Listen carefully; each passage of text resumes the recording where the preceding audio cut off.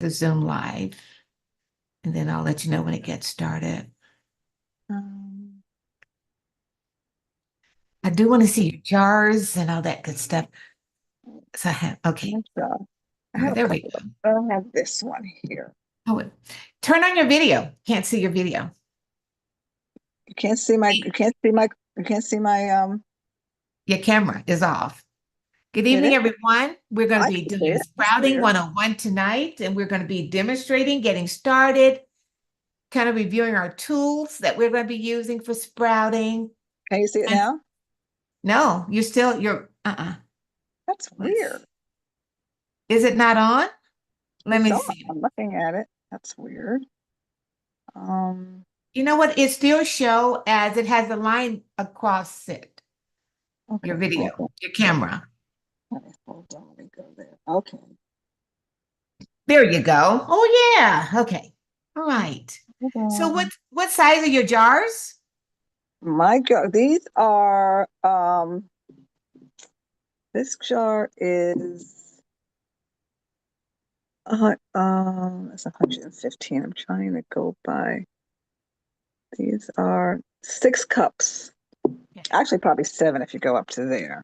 And then Okay. this is my top. And I have one that has some little, like the holes in it, like the Mhm. mesh. Yeah. So hold on, let me show you what sprouts I bought.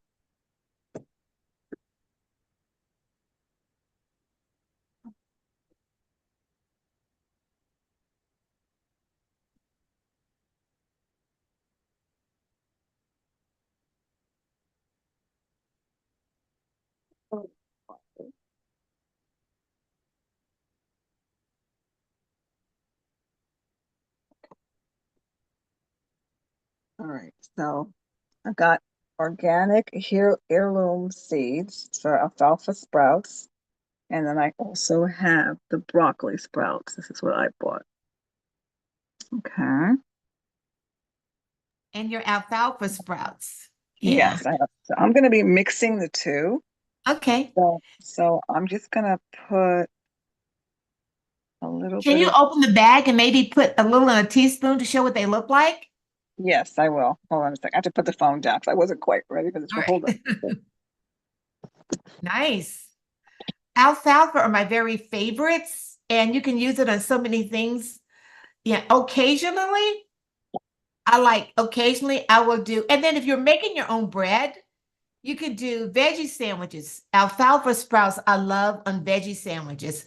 And I typically will have cucumbers, red onions, alfalfa sprouts. You can add the bean sprouts, cut a few slices of, did I say tomato? Oh, homegrown tomatoes. Oh, or farm grown, fresh farm grown tomatoes is delicious. And so what was the other? I did say the bean sprouts, red onions. Um, what was the other? Cucumbers. Oh, avocado and slices and then make your own. You can make your own mayo, vegan mayo. Oh, it's so good. Delicious. Absolutely delicious. Oh my goodness. Hold on. All right. So these are the alfalfa sprouts that I just opened up. And these are the Nice. broccoli sprouts. I mean, Yeah. broccoli seeds. Now Yeah. I use a distilled water. This is Uh-huh. a baby water. So I'm Yeah. going to put that in the jar and then I'm going to put the seeds in them to soak. Yeah. And then you're going to soak them overnight. Yes. Yeah. Yeah. Soaking overnight, but minimum 6 hours, but soaking overnight is good. Yeah. Yeah, Nice. yeah, I'm going to soak them overnight. And then that way, oh, I spilled some on the ground, but it's okay. And that way, they're going to be mixed up, so it's okay. So, my question to you is, how much water, how many cups do I add? I don't know. This is telling me on I the don't think bag. I don't ever measure the cup. I just make sure The, I just that it's enough to that it comes over the amount that I have in the jar. gotcha. Yeah. Uh, For so the what I'm soak. probably going to do is I'm going to probably do a quarter cup of them combined, Mhm. and put them in here and then do a half a jar of the soaking overnight. Okay, sounds good. Yeah. Okay. All right. Yes, very good. Very good. Yeah. I guess the others, I can't reach out to Denise. Can you give her a ping? And Sharon Yes, Johnson. I just didn't give I'll, them a ping. Okay. yeah, I'll call, I'll, I forgot to remind them in the chat. So I'm going to bring up my little PowerPoint session, share, and just to go over the sprouting guide, you know, okay. yeah, here's the sprouting guide. Let me just do it from the beginning. And this is just a review. I did send this out to everyone so that you would have it. We talked about, because we've gone over this, we talked about what sprouting is. And just for everybody the first time, for them to see that the little sprouts that's coming out at the top, let me do from the beginning. This is what it's going to start looking like. You're going to start a little peep, maybe day one, or the next day, it's going to be start coming, a little seed. And then as it grow each day, the hull will start shelling. So it's going to actually come out of this hull as it is growing. So don't be alarmed. And this is what, this is the sprouts, how it looks, that little tail there. That's how it's going to look by the time you finish sprouting. And here is something that looked like alfalfa sprouts, and which is just really, really good. And again, these are some of the benefits: aid in digestion, boost immune system, they aid in weight management, protect the body against cancer, improve blood circulation in the body, help reduce risk of heart ailments, help in growth and development of the body. It reduces the risk of neural tube defects in infants and help to prevent cataracts and macular degeneration. Inhibit the growth of cold sores. I think the one thing it did is when I talk about the aid in digestion, I just want to focus on that a little bit. Actually, the sprouting helps your body. The sprouting of it allows your body to absorb more of the nutrients in the product or in the seeds, the sprouts that you're sprouting. Also, it's aid in the digestion. It is sprouting. It makes it a little bit better for your body to digest, because one of the reasons my grandson wants to one of the reasons is he's here with me is it breaks down the food into like smaller molecules, and so absorption is in so as it moves from the digestive system into the bloodstream a little easier. And some of we talked about bioavailability the last time, and this is just your body's ability to absorb the nutrients, the minerals and vitamins from the sprouts. Sprouting makes it improves the bioavailability as well as the absorption. So the absorption is the process of the movement into the bloodstream, and the bioavailability is the amount that is actually your body is able to absorb from it. When we eat, depending upon our digestive system, especially our microbiome, the health of that microbiome kind of determines how much our body can absorb.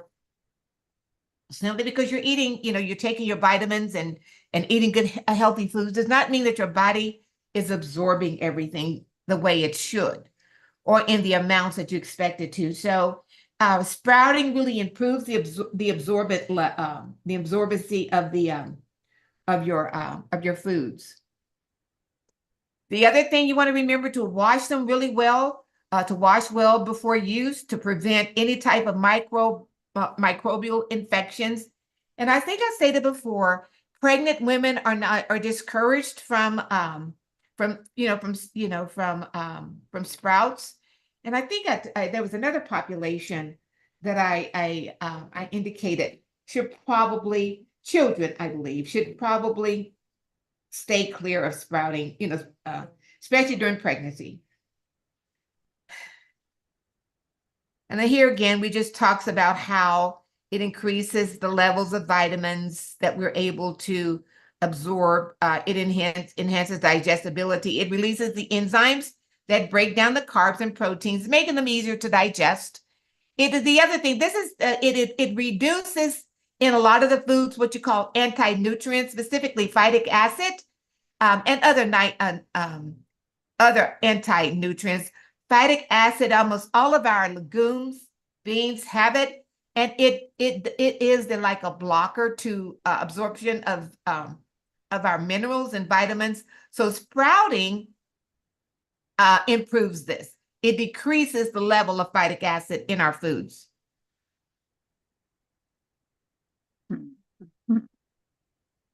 He says, I don't want to talk because I know we've gone through this, and then we talked about the equipment. Here I said a half a gallon mason jar with a wide mouth. And then you saw, Shani, we saw your mason jar. And here it Yes. says, yeah, the soak 6 to 12 hours using fresh, clean water, drain and rinse. I think the important thing, so after you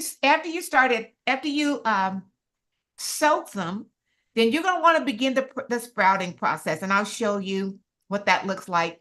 And here's a chart I had that I provided to everyone from last time. It talks about the sprout time for most of your products, like 2 tablespoons of alfalfa or broccoli, 4 to 6 days. And I have like the lentils, garbanzo beans, and mung beans, 3 to 4 days. But I typically do them 4 to 6 days because as long as they'll sprout, I'm going to sprout them. If I start like today, usually I'll start on a Sunday. If I start sprouting them on Sunday, then they're ready for my Saturday potluck lunch. You can also do almonds, pumpkins, and seeds. You want to make sure that your products are raw. And you want to make sure that you've gone through them. You always want to make sure that you purchase organic and they must be raw. We talked about some of these things, but refer to the sheet, this document that I gave you. But I tell you, look at that. You can almost put them in anything. This is a salad. I do love to put my sprouts in salads. They're a substitute for sometimes if I'm doing Mexican, I would have like black beans. There's like a bowl that I would have um I have corn. I think it's like I will have like corn, sweet potatoes, black beans, cilantro, things like that. And then I'll have a avocado. And then what would be really good with that is a mango salsa, or you can make your own just salsa for it and just pour over it. Really, really good. So delicious. I tell you, just so, so delicious. And look how beautifully it looks. And I think that's the other thing. Don't forget to eat the rainbow.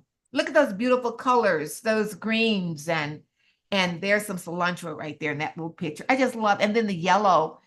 In my salads, I have both.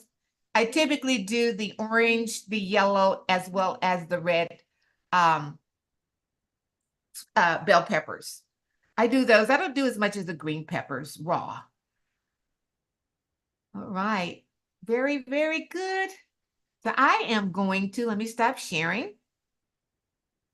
Everything looks good. So you would sprout yours tonight, then they will be ready tomorrow. So I'm going to go in and I'm going to put this one on and I'm going to go over to my little area that I have set up over here and I'm going to show you my sprouts. So I'm going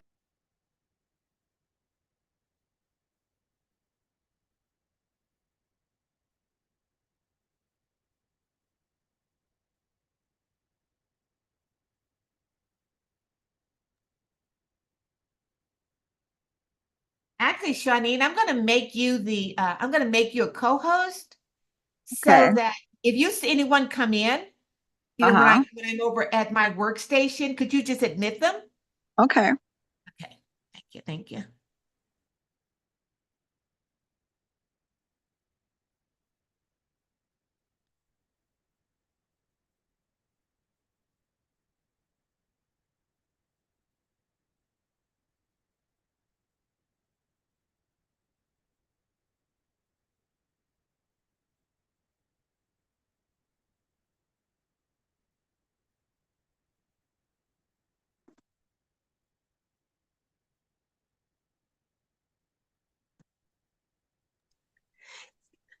Can you hear me okay here? Yes, I can hear you. Can you hear me really good though? Okay, Yes. now turn it. Yes, Okay, yes. all right, good. I'm going to go over to my little area.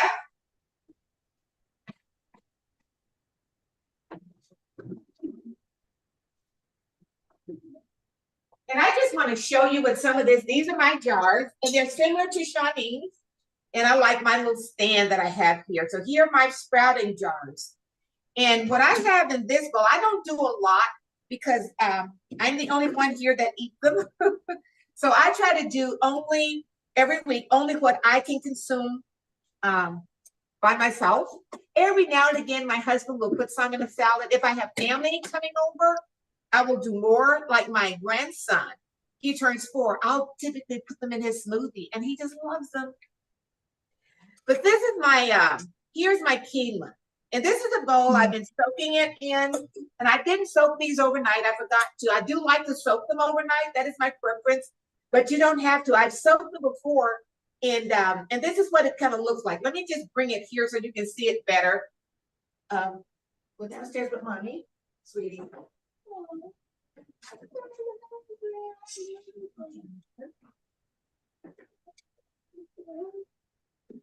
And here I have the, here you'll see, and this is just the quinoa, the tricolored quinoa. And I am going to actually use this for my Jubilac. I'm going to use this batch here to make my Jubilac. And if you've even noticed, you can tell that even just by being just 6 hours, that around the edges of the bowl, you can tell it's beginning to get a little bubbly. So it doesn't really take long, but I do prefer overnight soaking. So I typically soak mine with the top on my little bowl. I do use the, this is my other. I love this bowl. And again, here's my other. This is a mix that is, and I've added mung beans, M-U-N-G, beans. And this is what that has garbanzo beans in it. Let me just take this out to show you. Lentils, you'll see those lentils. Here's red lentils, and you can see that red lentils, green lentils. You'll see the green peas there. This is called a protein mix, and it has the green peas and garbanzo beans. I love this one, and I added 2 tablespoons of the mung beans. Let me try to get a mung bean so I can show you what that looks like. There you go, right here. A lot of folks haven't seen mung beans, but they are high in protein and fiber. And it's just a small little bean. And I accidentally ran across them when I was doing research because I was looking at getting more protein in my diet. I don't know if you can see that little green bean. That's what they are. This one, the brown one is lentil. Let me get rid of the lentil. Okay, so there's your mung beans, very tiny. And all of these are mung beans, are very tiny, but very powerful. And then I had these soaking. And again, too, this one has started getting a little bubbly. So, it's ready. And again, I do prefer sprouting these for overnight. Now, if you find yourself getting to the end of your time frame from eating them, you can also use this product. I like to make bread. They're wonderful in bread. And that's why I like the protein mix. Putting these beans together, sometimes when I make gluten-free bread, I'm either using lentils, garbanzo beans, or dried, but these are excellent in bread. I try not to, I would discourage from freezing and then using bread because it's almost like I tried that once. And the freezing them, they acquired a lot more moisture, and it just didn't turn out really good. But putting them in, using them to make your homemade bread is a very good alternative as well. So I am just going to I'm going to go on and I'm going to pour the water off of these.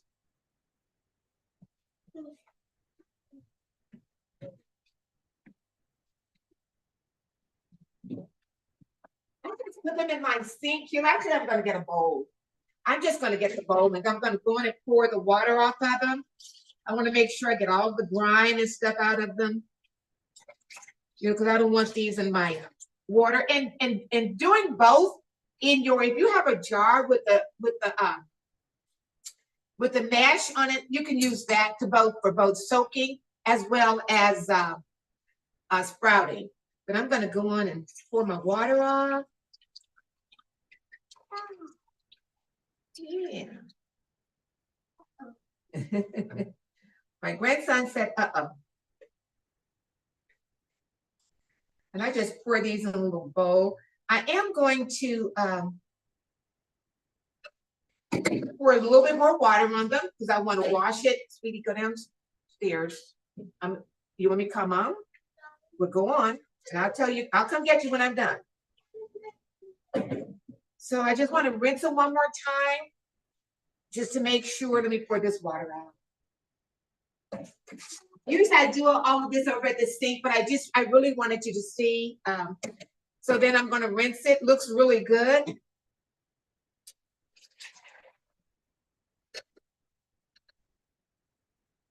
Got my little mesh thing here.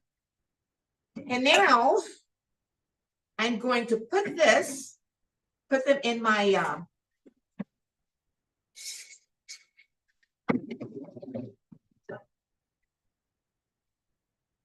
jars. Be very careful that you don't put too much in it because you want them to have enough room to sprout. A couple of times the first time I tried it, I put too much. I put too many. But you know, and once you've started sprouting, don't be afraid to test it out. You know, once you start and you'll see your results, you'll start getting the hang of it. You'll know exactly how much to use, how much not to use. Because they're going to start sprouting, and they're also going to start shedding, coming out of those holes.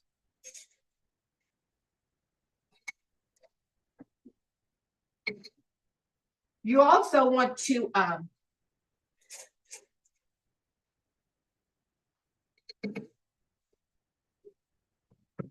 now I'm just going to put my little mesh back on it, and then I like to just kind of shake them around, making sure they have enough room, you know, and that everything grows. And then if there's any additional water in there, then it's going to drain out with it being at this position. First thing in the morning, what you want to do is rinse it, and rinse it with room temperature water. You know, you can actually keep, if you have your own filtered water, just make sure, you know, you can do it. You can actually rinse with room temperature or cold. I just use room temperature. You want to make sure you rinse them 2 to 3 times a day. And then after you rinse, you just want to make certain that I like to move mine around rather than have them all gumbled up together. And I have a question. Okay, so the water that fermented water that we were doing yesterday, I mean last week or 2 weeks ago, how does that work? So did you? So she did a sprouting, and then the water that she used, she kept. Yes, from the sprouting. Right. But you don't do it day 1. Okay. I think it was like day 2. Okay, so day 2, you don't throw that water away. You put it in a jar to drink that. Yes, but you Okay. want to put your seeds and go back and look at the video. You want to make sure your seeds have sprouted to what you know what they should be. Yeah, and I also put a video in the chat. But go back and look at last week's video on the sprouting, and then you can, yeah.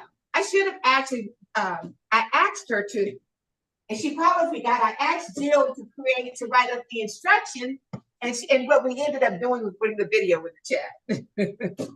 But go back and look at that video, and you'll see exactly. But initially, you want to rinse it really good the first time, making sure you're getting all of the little things. Yeah, two more people have entered in. Huh? 2 more people have joined us. Oh, okay. All right, great. All right. So I like to rinse mine one more time. We rinse it one more time. And again, you could do both in the same jar I just didn't because I wanted you to see in the bowls. Now this water is much, much clearer.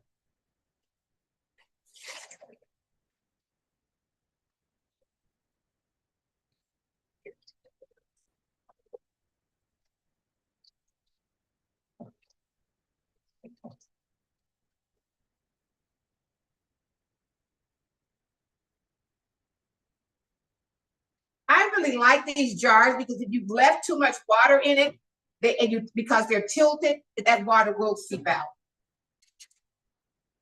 And remember, we want to keep them. Now, this is going to be for my Rejuvelac. I'm going to, but it's going to have, it needs to start sprouting before, that's the other thing. It needs to start sprouting before you, in order for you to start making your Rejuvelac. And hers had sprouted a lot. Hers had really sprouted. They looked good. She actually let her sprout in a strainer, if you remember that. You can see the little tails of the seeds coming out. And then she started making her water.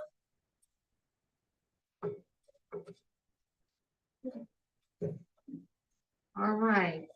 Now that's my quinoa, and I like the tricolored quinoa, the one that has the black, the red, and the regular. And again, here I like, I want them to have enough room, and just be careful of how much you use, because I underestimated the amount that I needed, and the first time I did it, I put too much, and yeah. But you'll see, it just kind of, it was just stuff packed. But you want to make sure that it has enough room that as you're rinsing, and again, you want to rinse first thing in the morning. So when I get up in the morning, first thing I'm going to do, I'm going to put these over in a dark place, and I'm going to put it right over in my little, underneath my cabinet over here.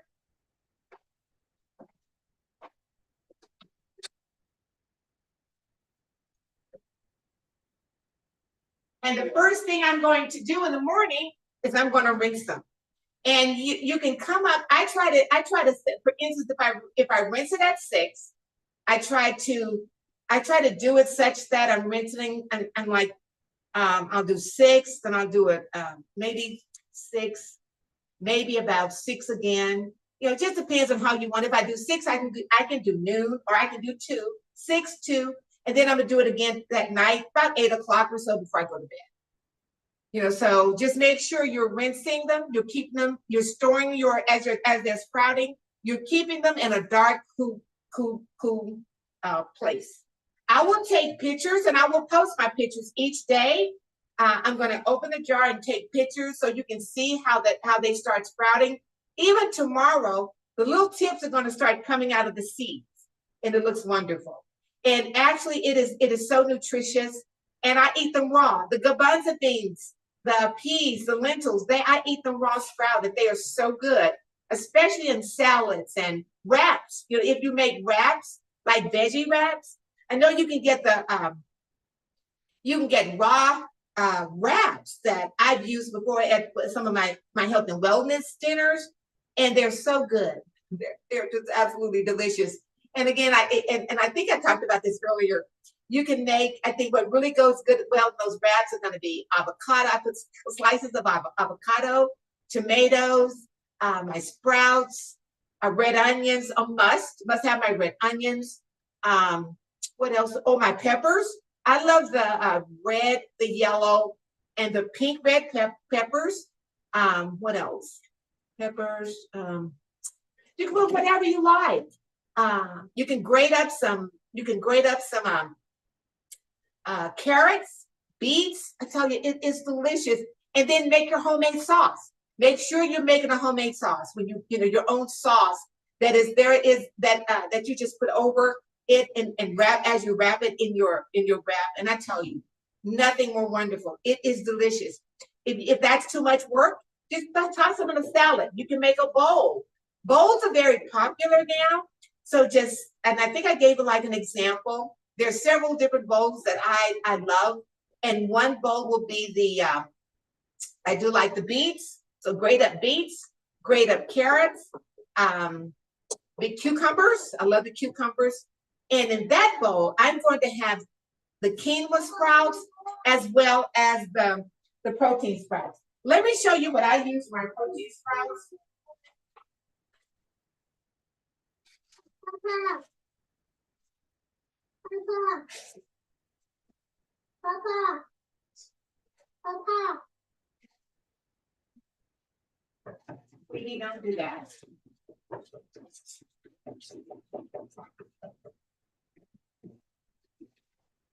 Okay.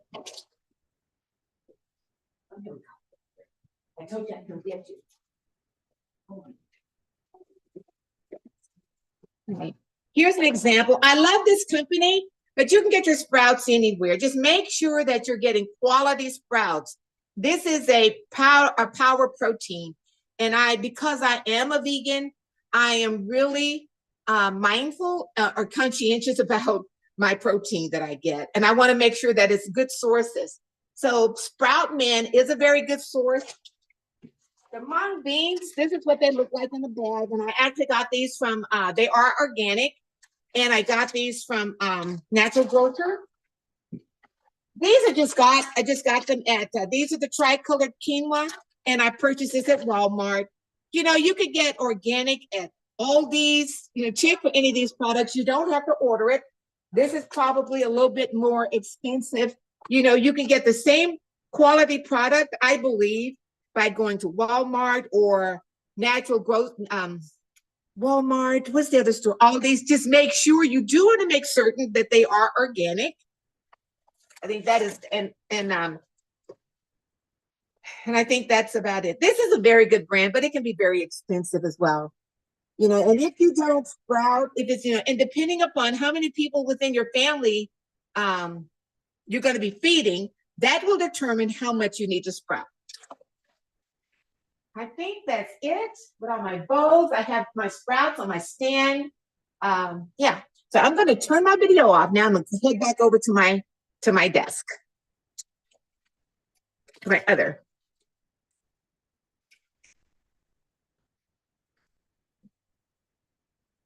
Come on, come on, come on.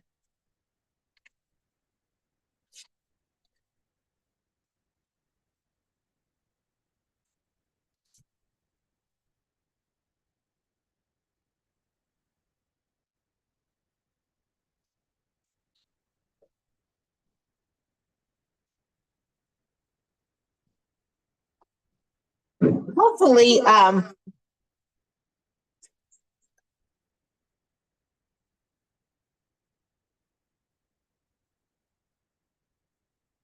to figure out how to leave. Let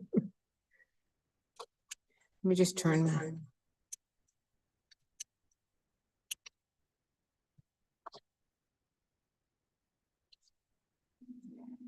All right, I turned it off.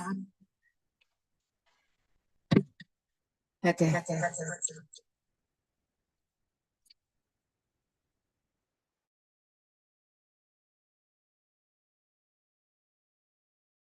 Ready.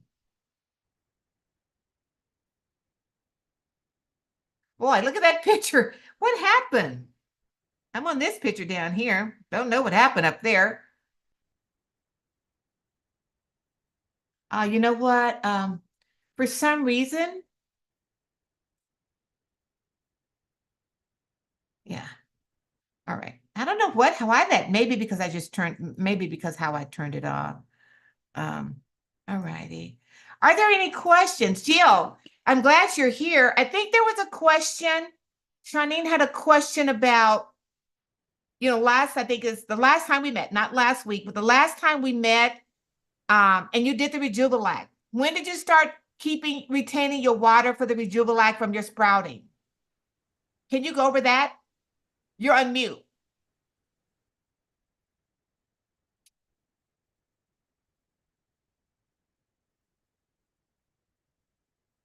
Okay. All right, you were asking me about the time I started getting the water?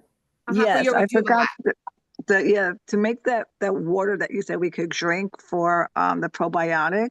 Mm-hmm. I know you soak the beans first? I think you use quinoa, correct? We use quinoa, yeah. Quinoa. Okay, so you soaked it first, Hmm. but first you rinsed it, correct? Yeah, rinse and Okay. soak. Um, and then after you've soaked it, then you're going to take the water off of it. I put it into a colander and rinsed it again. Mm-hmm. And then from there, after the soaking and then the rinsing, about another overnight, like 24-hour period of letting it sit and rinse it 3 times during that time period. In the 24-hour period, and then you soak it again overnight, Okay, let's right? start at the beginning. The first thing I do with it is I soak it so that it can become soft.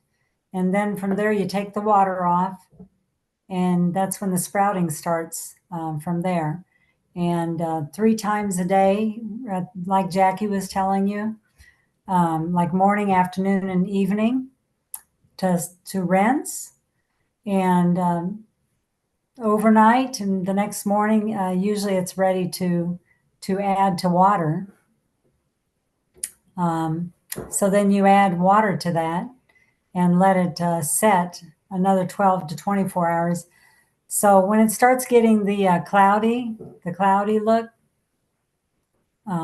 that's when it's ready, and it already has the tails. Does that make sense? Yes, I was doing one step differently. You cleared that up. I thought you were supposed to put the water back in overnight, but of course it has to sprout, and then you add the water in the morning, and Yes, you then you want it let to that sprout. sit for another 12 to 24 hours, You do the sprouting with the rinsing. right?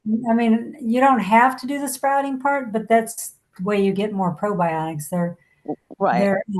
Yeah, because once it has the tails, it's already sprouted, then it's going to have a lot more probiotics. Gotcha. Okay. So yeah, you probably missed the sprouting part after Yeah, the rinse. I missed that part at the You have to beginning. rinse it 3 times in a 12-hour period. And then overnight, by the time that you get to morning, then it's ready. Ready to add your water to it. And then you let it set for another 12 to 24 hours, depending on And how then your long water is cloudy. your And water's you're cloudy. going to pour that off, but you can put more water after you pour that off. You can put more water back on your sprouts. Right, that's right. Yeah. Yeah. You can For do how that many up to days? three I think you times. said up to 3 times. Yeah. Up Yeah. to 3 times. Yeah. After that, it gets pretty, well, worn out. Then you Yeah. just have nothing left in it. Yeah. So then you can throw it on your garden or wherever you want to do with the remaining sprouts. Yeah. Are there any other questions? All right. I do want to talk about something that is, and it's probably, I won't finish it all tonight. This is a pretty um, this is a pretty interesting topic. And probably one you don't hear a lot about, but one that is really needed. Um,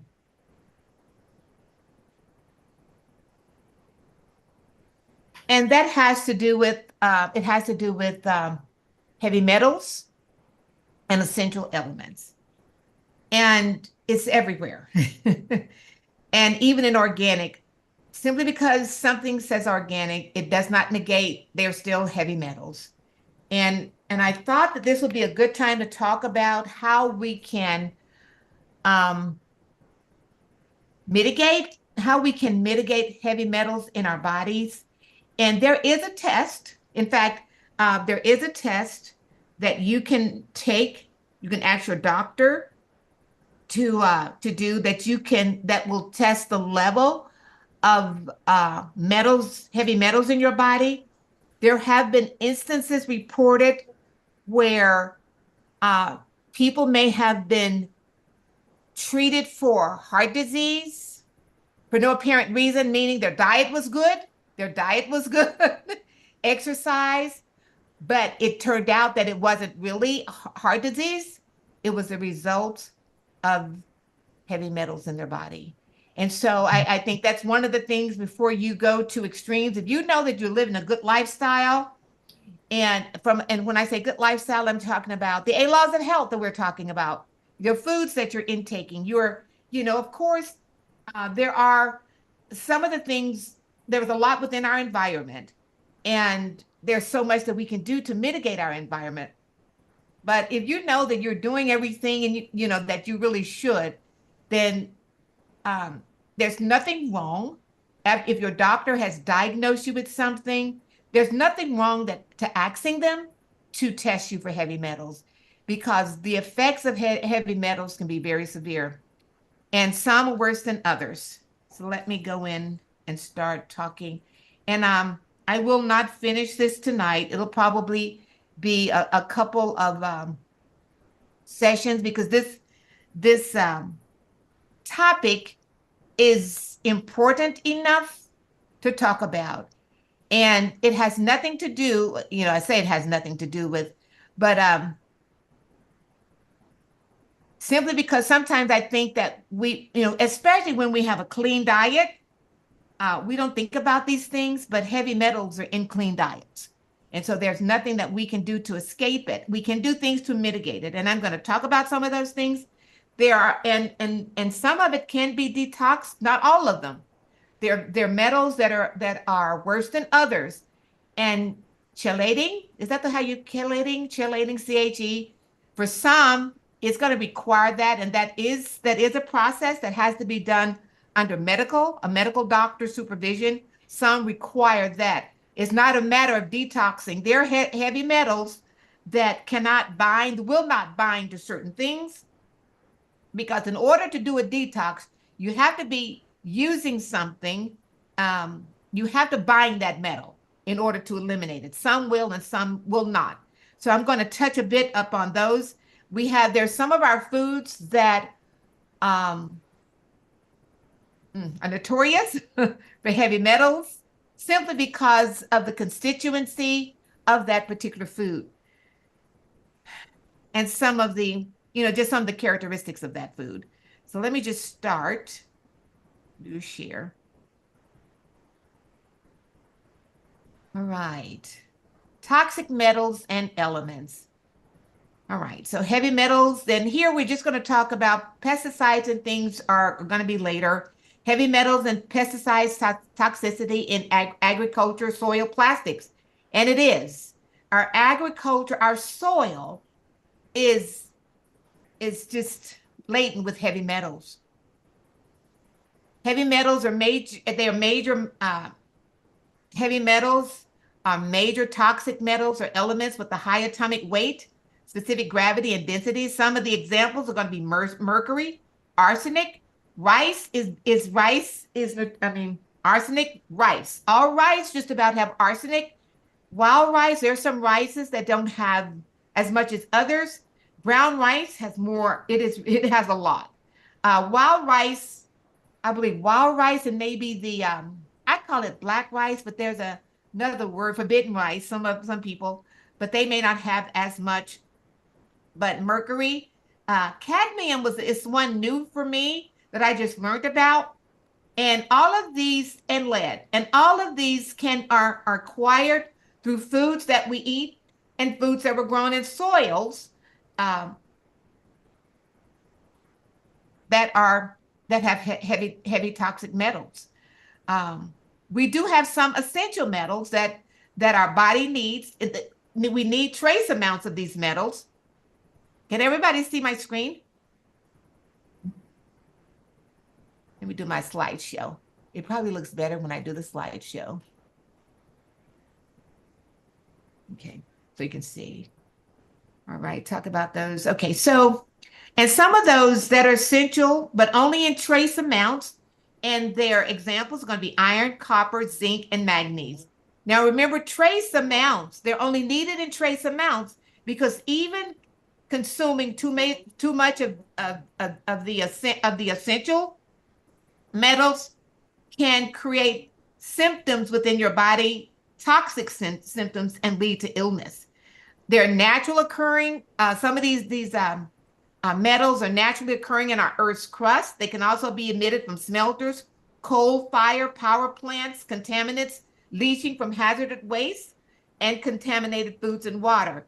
And they also have the capacity to bioaccumulate, and meaning that the older they get, the more condensed that metal will be. And let me give you an example.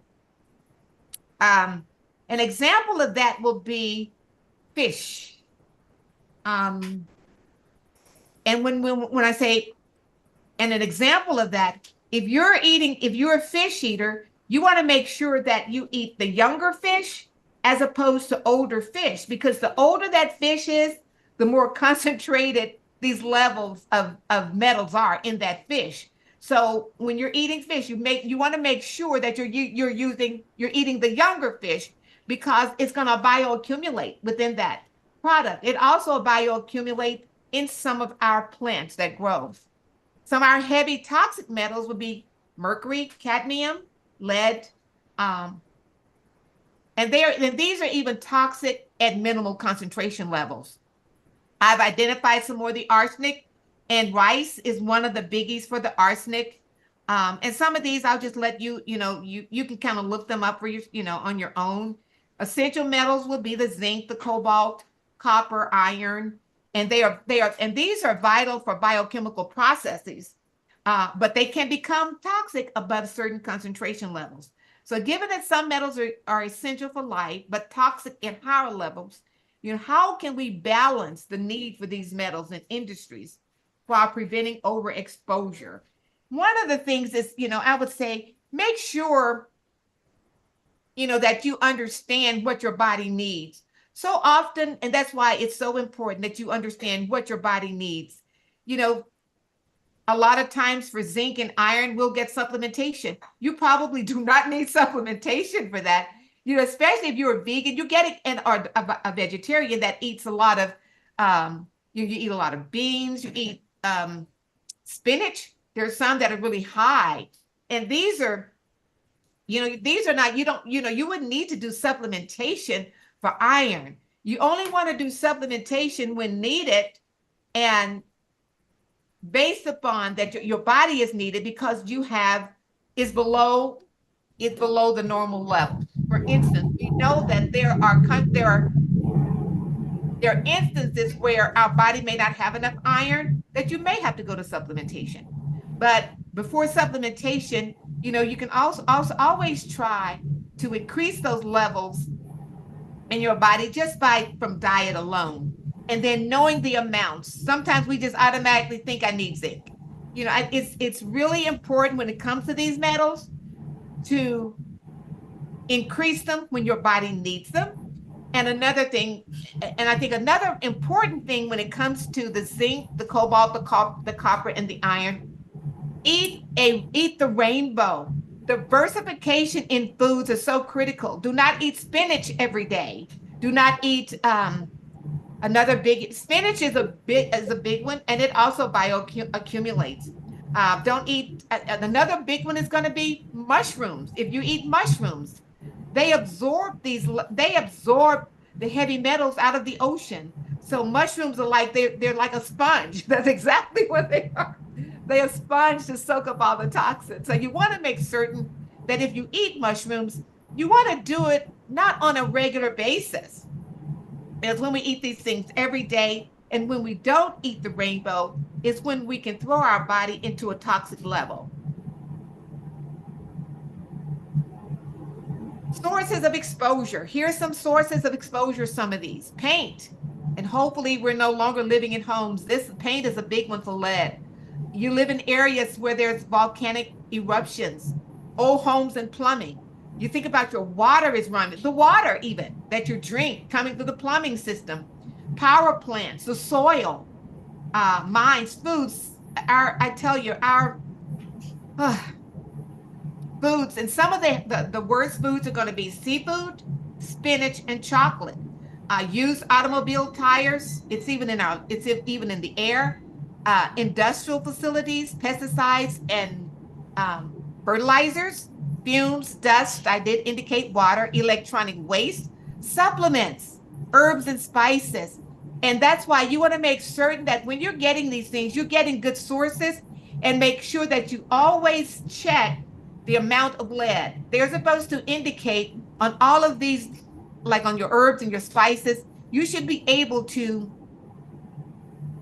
actually, I think I told you all about the EGW website. I put a link. They even have it where you can scan the item. If you scan that item, um, when you go to the store, the barcode on it, that it would bring up all of it would tell you how much lead in it, what type of metals is in it, and the concentration of metals. So that's a good tool to use for that. So these are some of the effects of exposure. Acute effects are going to be GI, vomiting, stomach pain, neurological headaches, convulsions, difficulty breathing, dramatic and severe and that it can be dramatic and severe with high level of exposures. So now you see why it is easy to misdiagnose, to misdiagnose when your body is really contaminated or it's overloaded with heavy metals. Some of the chronic effects will be they're a little bit more subtle and difficult to differentiate. Reduced cognitive functions even. There's learning impairment, lethargy, and sometimes you may have a pattern, of symptom remission. Mercury, these are some of the things. Mercury can cause neurological damage, cognitive loss, and tremors. Higher exposure can damage the lungs and the digestive system. Cadmium, it affects the kidneys, bones, reproductive system, associated with cancer and developmental issues in children. Lead, there are neurological deficits, impaired learning, behavioral issues in children, and hypertension in adults. It can actually cause hypertension in adults. So again, here you can see, based upon these symptoms and side effects, how it can easily cause a misdiagnosis, especially with the hypertension. Some of the others, like metals like zinc and copper, are essential but toxic in excess, leading to oxidative stress and immune dysfunction. See what time it is. Men versus women. Symptoms can differ from women compared to men due to hormones. There's a lot of hormone disruptors. They cause a lot of hormone disruptors, the heavy metals. And some of the other differences is, the symptoms can differ between men and women due to hormonal and metabolic processes related to menstruation, pregnancy, and menopause. This is why you really want to be careful. I think even when you're pregnant, I have advised women pregnant, do not consume seafood, none of the whatsoever. And there are other things, certain foods that they are instructed to eat. Stay away from kale, spinach, and absolutely no mushrooms. With such profound effects on human health, what measures, I'm just going to ask the question, and looking at this, what measures do you think the government and healthcare systems can take to reduce heavy metal exposure in vulnerable populations? You think about, and vulnerable populations would be children, pregnant. It will also be the poor, those that can't afford a lot of foods, and are probably consuming foods that are very high in heavy metals. So what type of measures do you think the government and the healthcare system can take to implement to reduce heavy metal exposure? Anyone? Well, the present government is getting rid of the EPA, and which even when it was in functioning, it had a limited amount of help for people, because, for instance, if you have a gas station anywhere near school or Yeah. they've done a lot of studies on it. In fact, when I had to take I took it in college and I had to do a study. And I tell you, it's bad. Even if we drink Yeah. a soda or buy any type of food at a gas station, like some people who stop to get their coffee there every single day, or they get a drink there, Yeah. that is real toxic, high toxicity. Yeah. So I think the best way is to educate the public Yes. on the realities of what is actually happening, because the government really is not going to, they're about making money. And so for their big companies that pay for them to be in Congress and the Senate, because they dump everywhere. I mean, you look at New Jersey. I mean, I can't even imagine, or even the tail, like when the airplanes go by and all of that exhaust that's coming from all over. Yeah. We really have to learn how to detox our bodies, what to eat, and even learn how to grow food, like even if it's container food, in our own homes. Yeah. Right. So that we can take care of ourselves, just like with our health.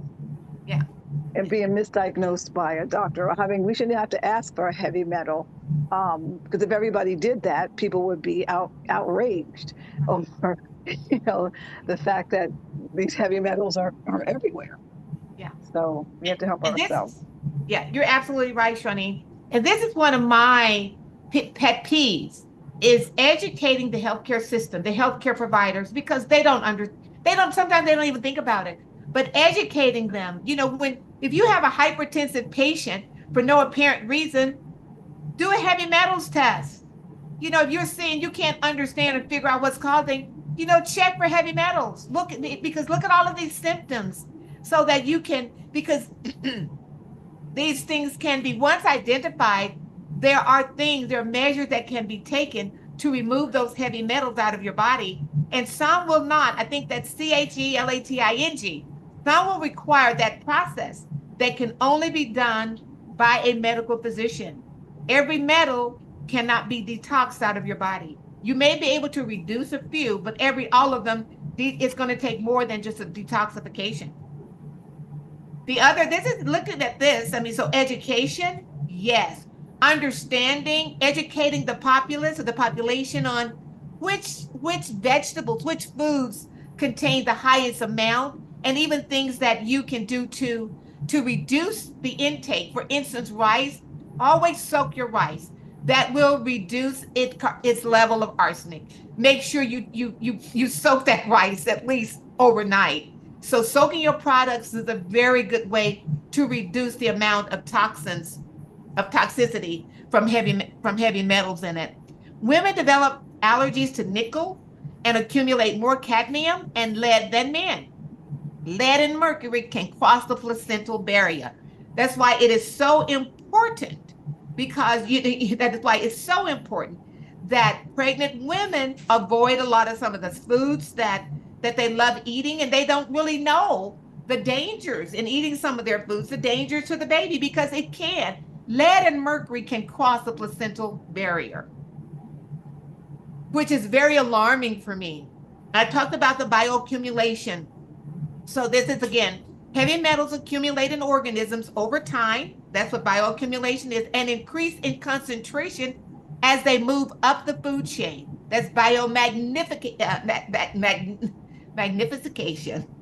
Aquatic organisms like fish, bivalves, are especially vulnerable due to direct exposure to water, where metals accumulate in their gills, liver, and kidneys.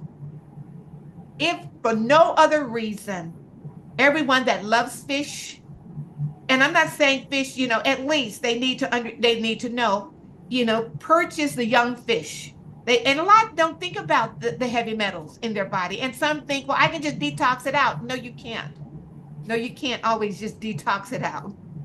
Humans, as top predators, often face the greatest risk of exposure through consumption of contaminated seafood. This is really a big, huge issue. Bioaccumulation and biomagnification. These are alarming. This is really alarming for me. Look at the impact on our marine life, and we need our marine life. our marine life is not just for eating. The marine life, they contribute a lot to our ecosystem.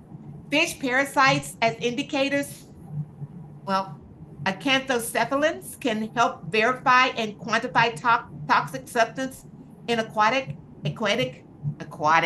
ecosystems.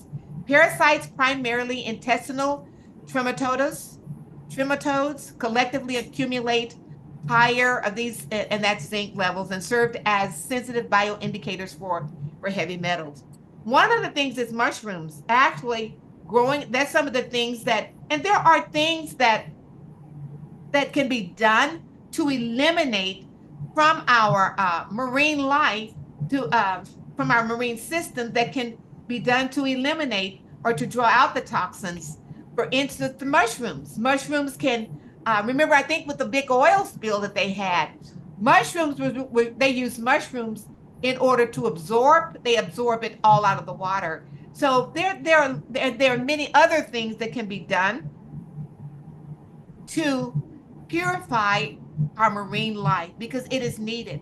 Metals disrupt oxygen supply, impair growth, accumulate in tissues like gills and kidneys, causing hypoxia and death. Sediment contamination kills bottom-dwelling species, reducing food availability for higher trophic levels. So that means that the species at the bottom, those species are what the bigger species is consuming for food. And so it will also make that with the food availability, with those things, with that the aquatic foods contaminated, it's contaminating the fish. It's contaminating the more trophic levels of the marine life. Heavy metal toxicity results in growth inhibition, reproductive failure, and metabolic disruption in marine life. Now, just think about if all of this is occurring in marine life, what is happening when these foods are consumed? I don't know about you, but I find this very alarming. Heavy metals in agricultural soil. They accumulate in soil from the excessive use of fertilizers and pesticides. They are absorbed by the plants through the roots and can enter the food chain, posing a risk to human health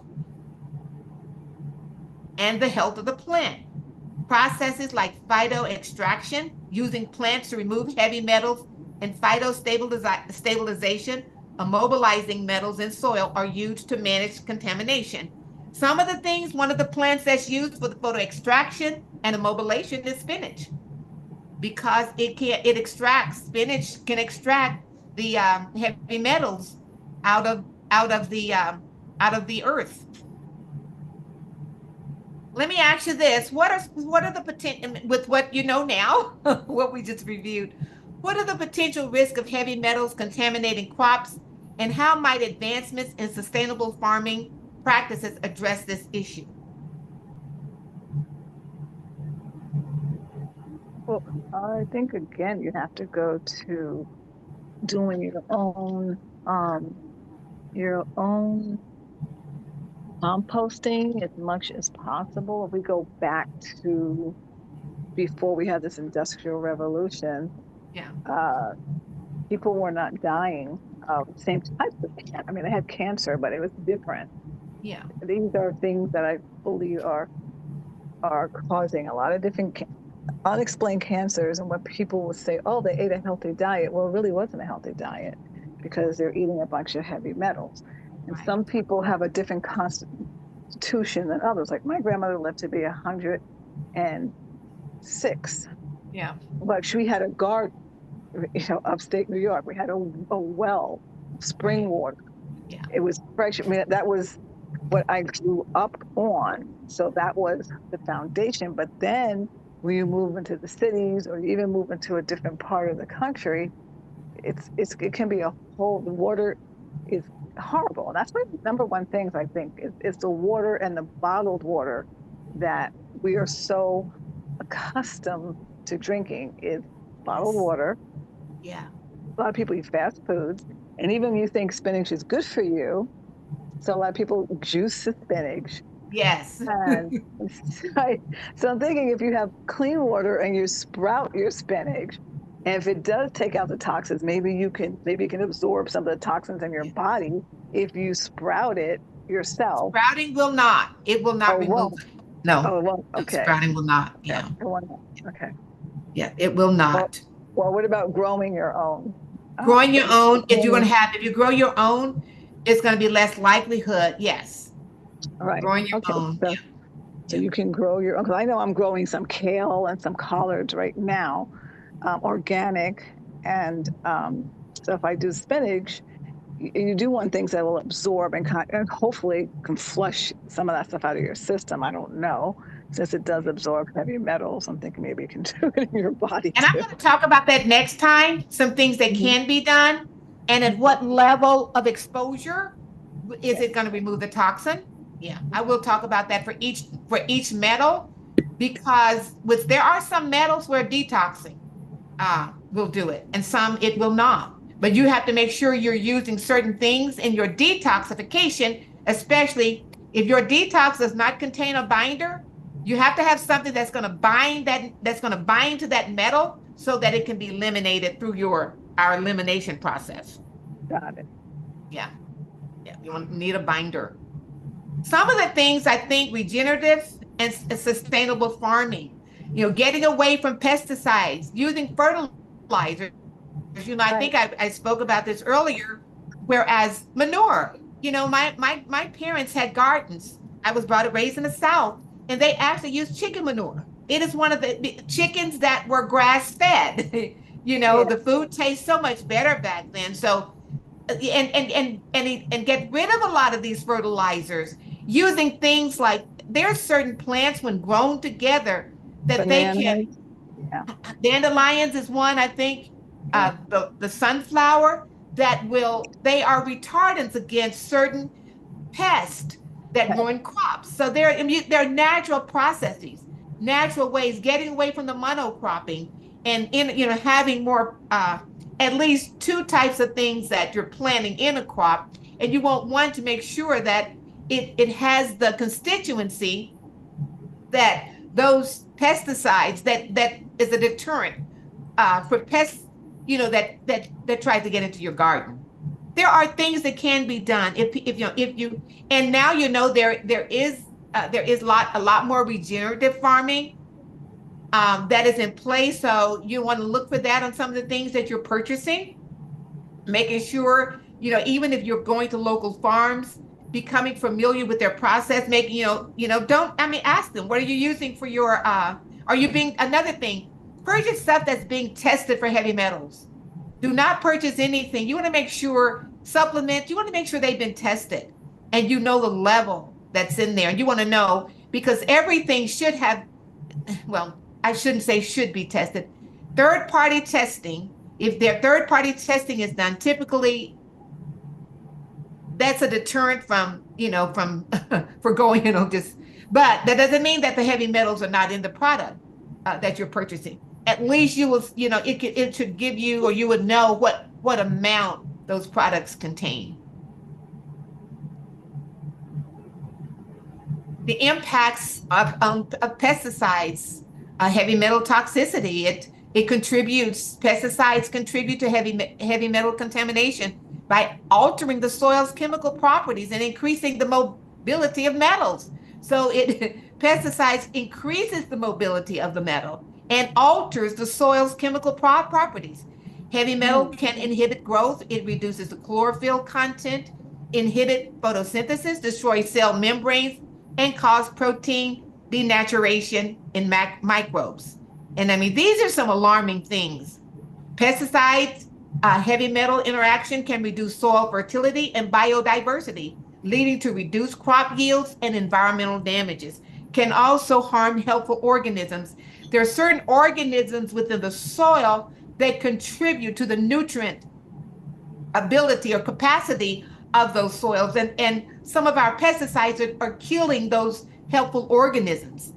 How I won't ask that question because I know that we're running short of time. I just want to go over bioremediation of heavy metals. So the use of microorganisms like plants, bacteria, and fungi to remove heavy metals from contaminated environments.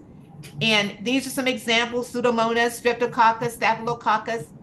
Certain bacterial strains can efficiently extract metals like cadmium, manganese, and mercury from industrial waste. Algae and fungi are also effective at biosorbing heavy metals and are used in bioremediation processes. Fungal bioremediation is particularly effective in acid conditions and helps degrade organic and inorganic pollutants. We do have organic pollutants. Oh, and now I think I'm going to save this for next time, going over detoxification, because I know I don't want to put so much on you. But again, I want to stop at the detoxification process because I really want to come back and be able to provide some recipes for the detox, for detoxes that can be used. I want to provide identify foods and how you can eliminate metals from your foods. I don't know about eliminate. I hate to say the word, at least reduce. Reduce is better. Reduce is better. And so I just want to focus on that for next time. Does anyone have any questions or anything you want to, or any input you want to add about heavy metals? Or even the essential trace elements that are needed? I mean, they're just as toxic, unfortunately. I want to ask a question. Sometimes I'll go to, like, it's called pH Fountain. They do pH water and all this other good stuff, but they have this machine that they claim takes heavy metals out of your feet. Like, I don't know if you've ever heard of it. Like, you soak your feet in this water, and it turns all these weird colors and all these things are coming out of your feet. So your feet, and they're saying that these are heavy metals. And they claim that this is removing them from your body. I don't know if you've heard of it before. I don't remember the name exactly. What do you think about that? I don't think there's any research, and I will do more for next time. And that's why there's a couple more research things I want to do. And because I can't find any research on it, that's just, I can't approve or deny it, right? Yeah, I think they gave some research on, or some type of research on it, but I'll have to, we both can check that out. So I didn't know if you had heard of it. I wanted to run that by you. Yeah, I have heard of it. Yeah, because I think Jill Tess used to have one of those machines. What was it called? I can't remember, but yeah, she had one of those things. It did like the foot bath. Right, exactly. It was like a foot bath, and I mean, and all kinds of stuff. I mean, horrible looking stuff comes out of that water, and you're just like, oh my goodness. Yeah. Really, and I will get all the research and put something together on that, because I just want the details. This is important. This is alarming for me. It is alarming. Yeah, it is. And so, as many ways and things that we can do, and I want to, another thing, we need to educate people. We need to educate our care providers. They need to understand, and I think so I am going to focus more on detoxification, proper ways or better ways to detoxify, and what metals that can be eliminated or even reduced through doing detoxes, because they all cannot. But there's another process called chelating, chelating or chelating. That's for those that the detox. There are some metals that require that process, and that is done under the care of a physician. It has to be. Any input, Jill, that you have? I noticed you were like you were trying to say something. Oh, I mean, we'll probably get to that, but a lot of essential oils are good for that too. Yeah. Detoxing heavy metals. Yeah. Even using essential oils for pesticides and things. These are things that could have been done, right? These are things really that could have been done. And the question was posed to me in my class, what level, what amount of metals is acceptable? And my response, none. None is acceptable. It is not. We should not accept this. And we should, I think if we took, I'm talking about the consumer, if the consumer took more active roles in or more action, to change policies, one of the actions, stop buying the stuff. If it doesn't sell, they're going to have to do something, right? I mean, if you don't buy the product, they won't, I guarantee you, they're going to start doing something. But no level is acceptable. And we should be, I mean, advocating policies at the government level to change our environment because it will only get worse. This is in our water system. Everybody cannot afford. You go to bottled water. So what? Plastic, it's in that too. The plastics. You think about households that the plastic bags and they are getting better, but BPA, what exactly does BPA mean? Right? We need to understand that is not eliminating these metals from our exposure to them. And so this is really alarming. And I'm very getting very passionate. So one of the things that is really, really needed is education, which is I'm going to start putting the education together on that so that I can start going to our churches, our care providers, encouraging care providers to start testing your patients for heavy metals. You can't figure out what's going on with them. What's causing certain things. Go look and see how much metal's in their body. Because look at all of these with the side effects of heavy metals. It can mislead, it can misdiagnose, cause you to misdiagnose or not diagnose at all. So I think that this is really critical. I'm getting tongue-tied tonight because of there's so much I want to say and I can't. My brain moves faster than my mouth. But anyway, I am going to focus on detoxification and to the level of for each particular type of toxin. And when it says trace elements like iron and zinc, that means small amount, trace. That's all our body needs, that they are required, but only small amounts. And we don't have to take supplementation. If we do, make sure that our body needs that supplementation. Like you have I think once I had very low iron and I had to take injections for a while. It was dangerously low. And but there are things that can be done, but you want to make sure that you want to look at all levels of toxicity, how we can be exposed from our water to our